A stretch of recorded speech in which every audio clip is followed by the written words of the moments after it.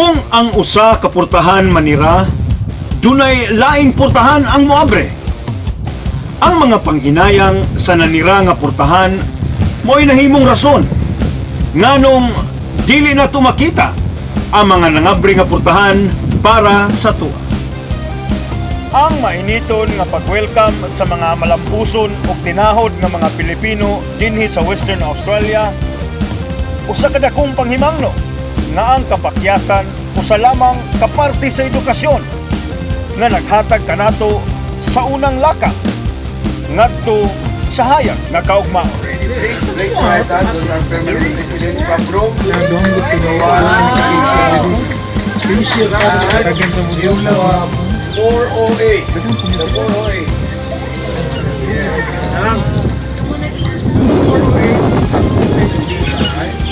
And they are now sponsored as a 494.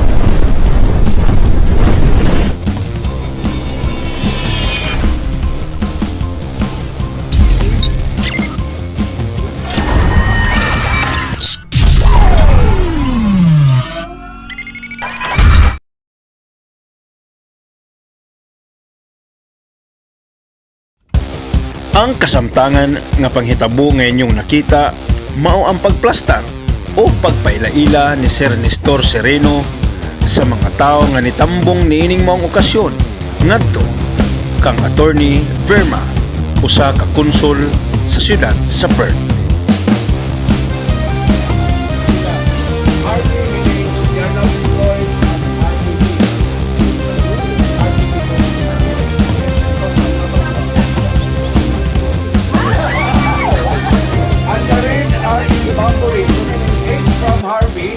And 22 in Bambury, which is the Andiwal.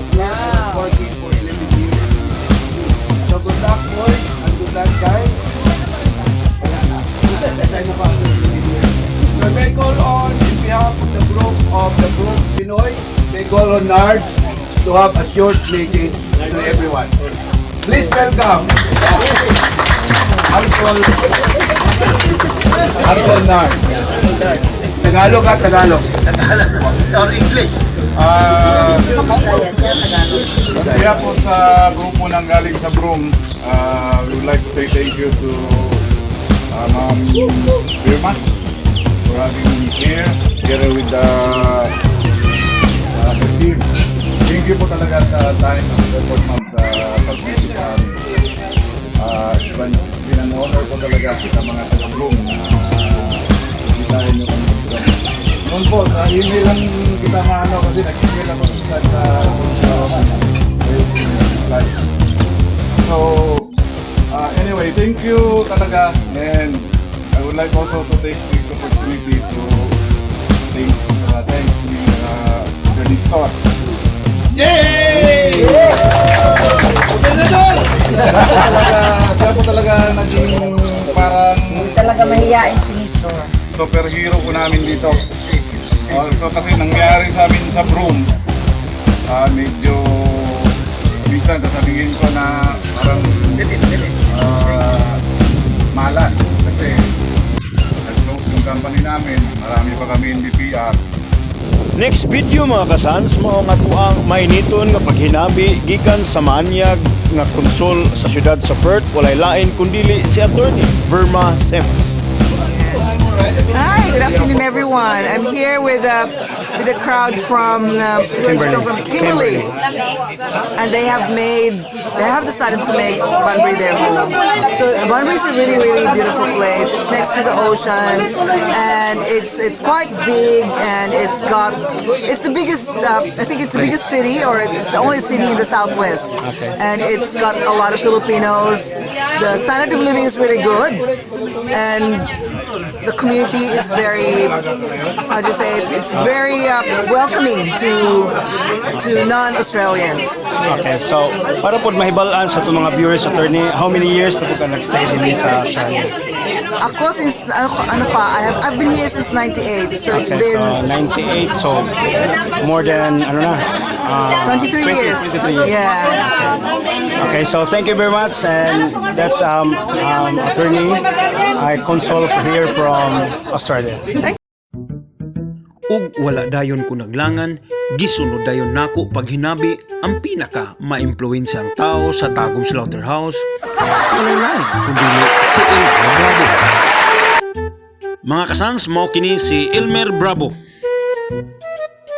Ato siyang pangutanon kung unsay dakong kalahian sa Broome o Banbury o maayo ba ni siya nga lugar nga puy-an para sa tong mga pamilya. Mer, palihog ko hatag sa imong statement. Okay, so shout out sa tanang mga fans sa tuwang kuan sa marsakan sa shout out sa tanang mga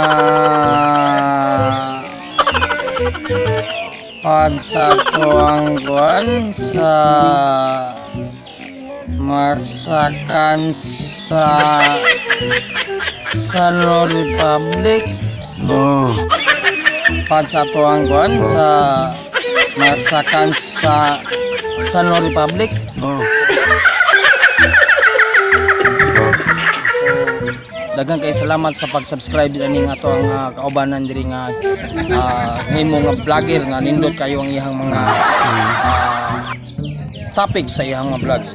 So daghang kay salamat usab sa kining pag-accommodate sa mga diri o pagdawat sa mga Filipino community diri sa Banbury. So gikan kami sa Broome, ibalhin kami last week ago. So daghang jud kay salamat labi na gyud sa akong kaubanan sa kuwang gigagaw. Mer, palihog ko ila-ila mer sa tong kuan mer. Ako gigagaw ni diri sa Banbury si Diri nakita taga-secure Tony ko. Store. Taga-secure diri ra gyud nakita taga-secure man pud di gyapon ako igagaw di gyapon. Mer, palihog ko ipaila-ila sa mer sa iyang katungdanan dinhi sa Banbury mer aron mailhan sa tong mga viewers. Mo gini pagkita pa na mo usad karon nga gikan gini sa diri gikan sa Banbury siya ang nagdumala sa tuwang Filipino community diri karon. Mo siyang presidente sa mga sa Pilipino diri nga tapita. So mo ni siya gitawag natong akong pinakabuutan o pinakagwapong gagaw si Agaw ni Store.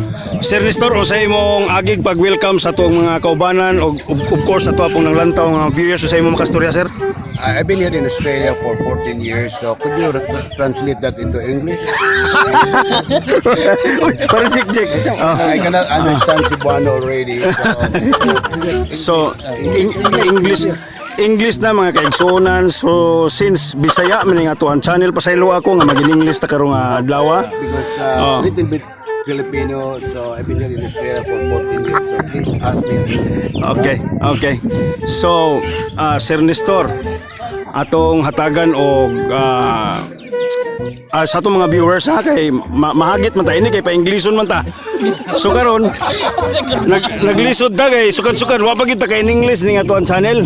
So karon So dili na lang ko magpa-interview because di ko maka-istorya og taas. daghag baser ni Mir kay Taas kay mga Binisaya. So sige. English. Ato na lang putlo na interview. Okay, sige. Ato karon lang ato ang paisano nga walay lain si Mustafa Ping. Mao ni ato ang paisano nga pinakakulba. O live ni. Karon ato siyang pangutan-on kung unsay kada kong kalahian diri sa Broome o Banbury. Sano? Go.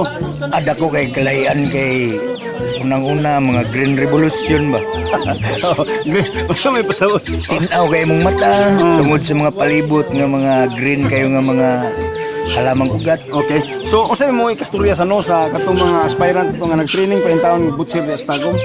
Padayon lang mo sa pag-training kay moabot ra higayon nga moabrig usab. Okay. Mga isa ka tuig, 2 ka tuig siguro. Labi na ning kumpanya nga bago karon. Pero doon na may gitawag og virus karon sa no sa may Virus various. Banbury diin. Usa ka lugar nga ato ang gibalhinan bakat. Una sa Broome init kayo. Daghan na yung lamion dyan sa beach. Mga lubot. Mga gawa sa mga lubot. Dere hinoon. Ay, pasensya sa asawa. Ingna lang na. Interview man ni ba? Sa may nakita daw. Karon karon sa Banbury, diri di wala kay makita ng mga lubot o mga lawas. Ginabalutan yung nila. Nya bugnaw po ng panahon jud diri naman. One last word sa itong mga nag-training butcher sa Tagum Slaughterhouse sa imo ang mensahe. Sa akong mga amigo gigala na nabilin pa din sa shout out kay Master Balong, Master Glenn, Doc Boy, mga matadiro. Katong naga-training padayon lang mo sa pag usmad o padayon o ayo jud kawala o paglaom. Okay. Paghuman sa maong aktibidades, perting busuga sa tanan gumikan ni ining Litson Cebu nga among gisaluhan.